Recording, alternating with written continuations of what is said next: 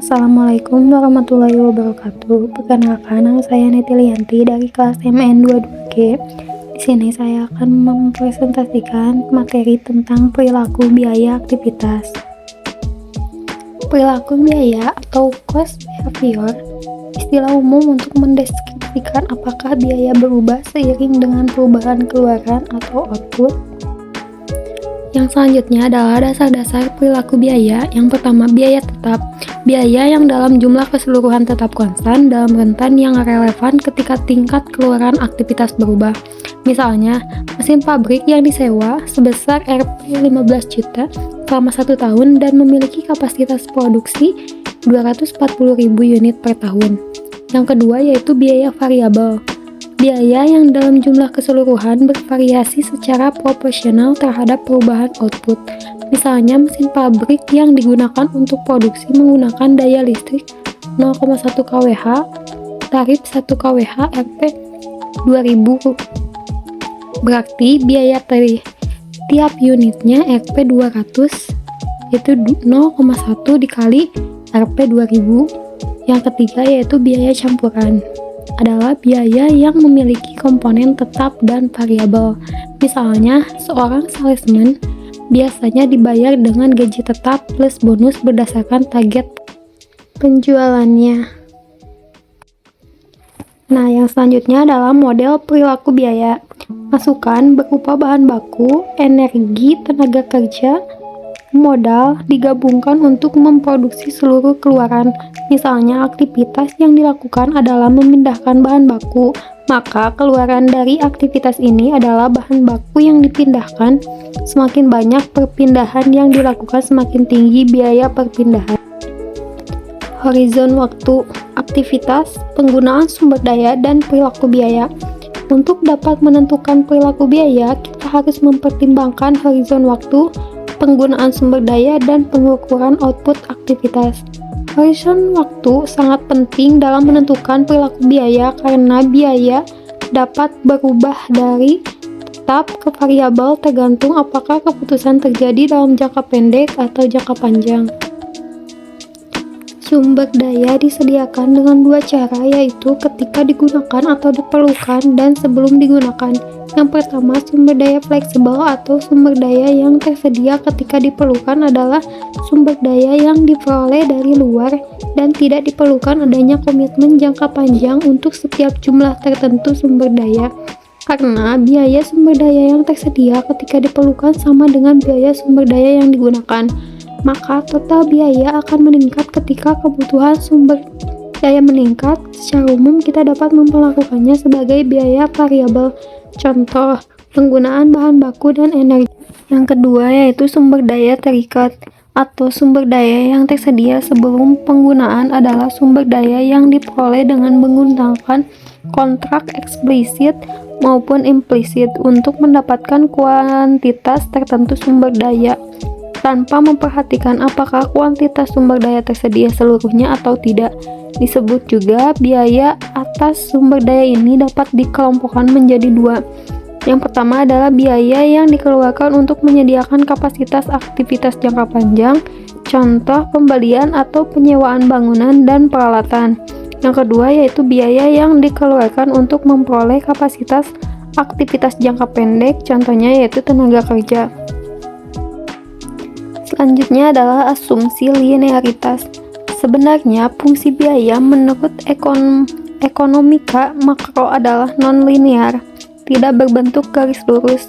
Namun dalam penerapan akuntansi manajemen, fungsi biaya dikonversi melalui hubungan linear, yakni tingkat perubahan biaya dianggap konstan di seluruh tingkatan aktivitas untuk memudahkan penafsiran biaya. Selanjutnya yaitu perilaku biaya step.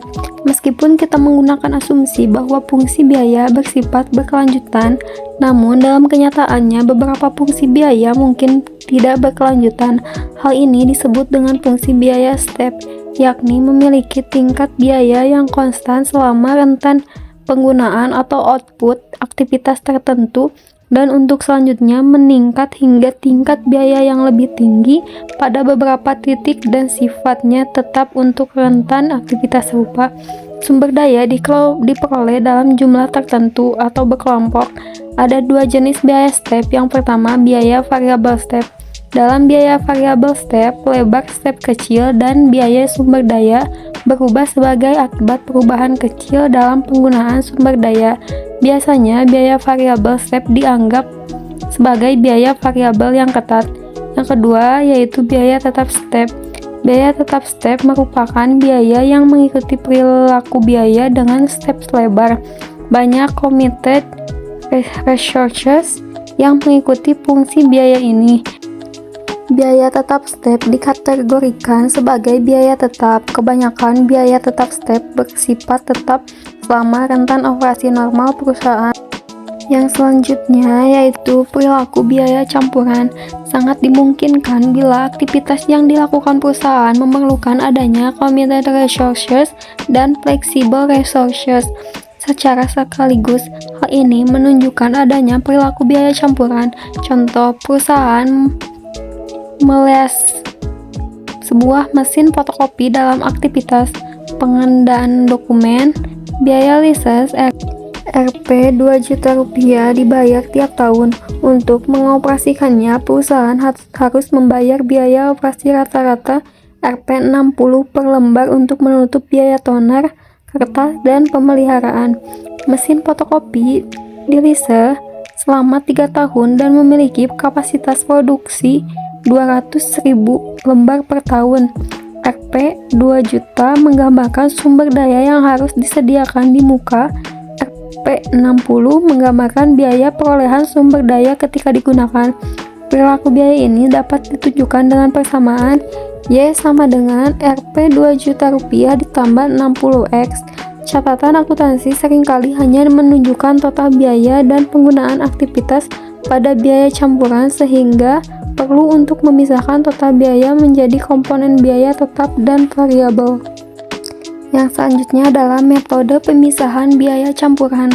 Ada 3 metode yang digunakan secara luas untuk memisahkan biaya campuran menjadi komponen biaya tetap dan variabel. Yang pertama yaitu metode tinggi rendah, high-low method. Dengan metode tinggi rendah, kita memilih terlebih dahulu 2 titik terendah dan titik tertinggi. Titik terendah menunjukkan aktivitas terendah dan titik tertinggi menunjukkan aktivitas tertinggi.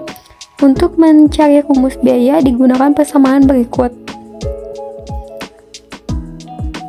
Yang kedua adalah objektivitas. Dan yang ketiga adalah dapat mengetahui hubungan biaya dengan cepat hanya berdasarkan 2 titik data. Kelemahannya adalah jika 2 titik tertinggi atau terendah tersebut merupakan outlier, maka hubungan biaya aktivitas yang diperoleh menjadi tidak representatif.